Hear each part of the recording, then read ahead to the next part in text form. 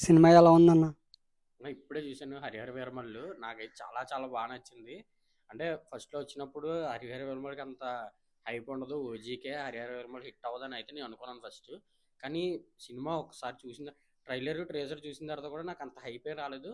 Story ఏదో ఉందనుకున్నాను కానీ ఇంతలా స్టోరీ ఉంటదనుకోలేదు.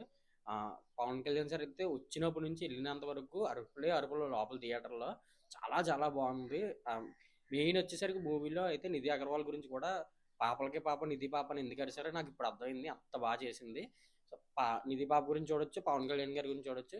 ఈ రెండు పక్కన పెడితే ఎంఎం కీరవాణి గారు మ్యూజిక్ ఇచ్చారు, ఎక్సలెంట్గా ఇచ్చారు. బాహుబలి తర్వాత నాకు నచ్చి ఎంఎం కీరవాణి గారి మ్యూజిక్ ఇచ్చింది ఇదే నాకు బాగా నచ్చింది. చాలా చాలా బాగా ఇచ్చారన్న. ఇంకా చూసుకుంటే పులితో ఫైట్, నక్కతో ఫైట్ చించేశారు. ఎక్కడ కూడా విఎఫ్ఎక్స్లో ఉండవన్న. ఎక్కడ కూడా విఎఫ్ఎక్స్లో ఉండవు. చాలా చాలా బాగా తీశారు. ఓజీతో పోల్చుతున్నారు కానీ ఓజీకి కూడా సరితూగే సినిమా అన్న ఇది. అంటే ఓజీ గురించి నేను వెయిట్ చేస్తున్నాను చాలా రోజుల నుంచి. ఓజీ ఓజీ అనే ఎక్కడికెళ్ళినా ఓజీ వింటున్నాము. అలా ఓజీకి ఎంత హైప్ ఉందో ఇది మూవీకి అంతే హైప్ ఉంది. ట్రోల్ చేసి అది చేసి ఇది చేసి ఈ మూవీని తగ్గించేస్తున్నారు కానీ ఆల్మోస్ట్ ఓజీ రేంజ్లో అందుకునే సినిమా అన్న.